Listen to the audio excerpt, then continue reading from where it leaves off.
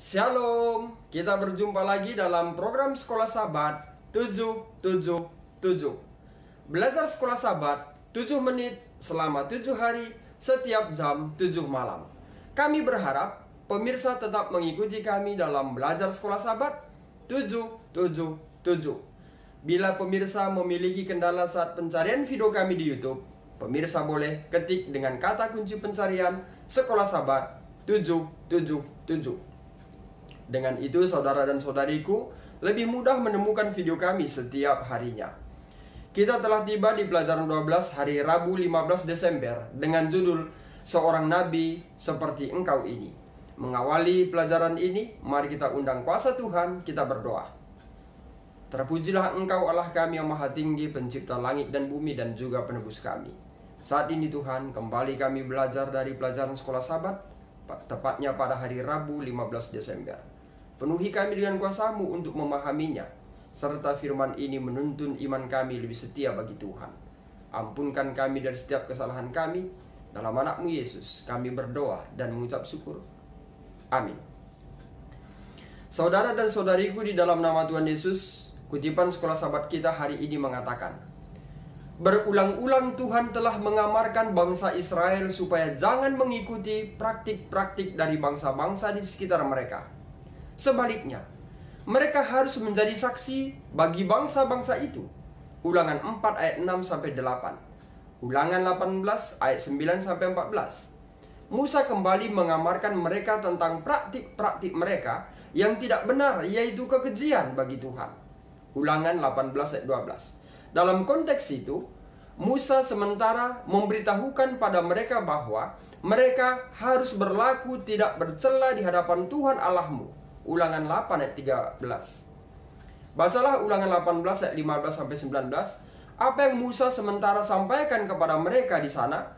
Kemudian bandingkan hal ini dengan kisah 3:22 dan kisah 7 ayat 37. Bagaimanakah Petrus dan Stefanus mengaplikasikan ulangan 18 ayat 18 dalam merujuknya kepada perjanjian di Sinai pada saat hukum Allah diberikan. Keluaran 20 ayat 18 dan 21. Musa berbicara tentang bagaimana anak-anak Israel menginginkan dia bertindak sebagai perantara, seorang yang mengantarai mereka dengan Allah. Pada waktu itu Musa berjanji kepada mereka 2 kali, ulangan 18 ayat 15 dan 18, bahwa Tuhan akan membangkitkan seorang nabi seperti Musa.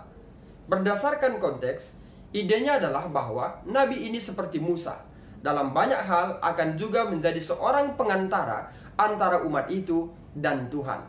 Ratusan tahun kemudian, baik Petrus maupun Stefanus mengutip teks ini dalam referensi mereka kepada Yesus. Bagi Petrus, Yesus adalah pemenuhan dari apa yang telah dibicarakan selama ini oleh nabi-nabinya yang kudus, kisah 31, dan bahwa para pemimpin perlu untuk menaati dia dan apa yang dia katakan. Artinya, Petrus sedang menggunakan teks ini di mana orang Yahudi tentu tahu teks tersebut dan mengaplikasikannya langsung kepada Yesus dengan satu ide bahwa mereka perlu untuk bertobat dari apa yang telah mereka lakukan terhadapnya. Kisah 3:19. Selanjutnya, dalam kisah 7 ayat 37, walaupun dalam konteks yang berbeda dengan konteks Petrus, ketika Stefanus sedang mengkhotbahkan Yesus, dia juga merujuk pada janji yang terkenal tersebut. Dan dia juga mengklaim bahwa janji itu menunjuk pada Yesus. Dia katakan bahwa Musa dengan perannya dalam sejarah dan dalam memimpin Israel menggambarkan Yesus. Artinya, sebagaimana yang Petrus lakukan, Stefanus juga mencoba untuk menunjukkan kepada orang-orang tersebut bahwa Yesus adalah pemenuhan dari nubuatan dan bahwa mereka perlu untuk mendengarkan dia. Bertolak belakang dengan tuduhan terhadapnya bahwa Stefanus telah berbicara kata-kata hujat melawan Musa dan Allah. Kisah 6 ayat 22. Sebaliknya, Stefanus mengkhotbahkan Yesus sebagai Mesias, yang merupakan pemenuhan langsung dari apa yang Allah telah janjikan melalui Musa. Bagaimanakah ayat-ayat ini menunjukkan kepada kita betapa pentingnya Yesus di keseluruhan Alkitab? dan bagaimana semua pengertian kita tentang hal tersebut haruslah selalu berpusat pada Kristus. Saudaraku yang diberkati Tuhan, dalam pelajaran sekolah sahabat untuk hari ini, semoga pelajaran ini menjadi berkat bagi kita. Dan jangan lupa tonton video kami yang terbaru dan yang terbaik yang kami sajikan. Dan jangan lupa subscribe, like, dan juga share.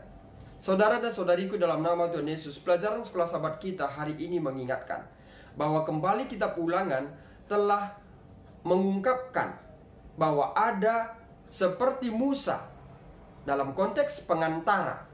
Dan hal itu terjadi beberapa ribuan tahun kemudian, yaitu Yesus sebagai pengantara. Pengantara antar manusia kepada Allah. Bahwa Yesus telah mati di kayu salib menjadi pengantara kepada Bapa. Sehingga Yesus mengatakan tidak ada yang sampai kepada Bapa kalau tidak melalui aku. Artinya Yesus adalah sebagai pengantara. Demikianlah pelajaran sekolah sahabat untuk hari ini. Semoga pelajaran ini bermanfaat untuk kita dan menjadi berkat bagi kita, serta menuntun iman kita untuk lebih setia bagi Tuhan. Mari kita berdoa. Bapa di sorga, terima kasih kami sudah belajar dari pelajaran sekolah sahabat. Kiranya melalui pelajaran ini kami dapat menyadari bahwa Engkau, yaitu Yesus, adalah sebagai pengantara kami kepada Bapa. Untuk itu ya Tuhan, bila selama ini kami melakukan hal-hal yang keji di hadapan Tuhan, ampunkanlah kiranya kami, sehingga kami dapat berbalik kepada Tuhan dan memperoleh pertobatan, sehingga kami dilayakkan untuk mendapatkan kasih karunia. Terima kasih Bapa di sorga, ampunkanlah kami dari setiap kesalahan kami. Di dalam nama-Mu Yesus kami berdoa dan mengucap syukur. Amin. Saudara dan saudariku dalam nama Tuhan Yesus, sampai di sini perjumpaan kita untuk hari ini. Saya Pendeta Rista Karo-Karo pamit undur diri. Akhir kata saya sampaikan, Tuhan Yesus memberkati.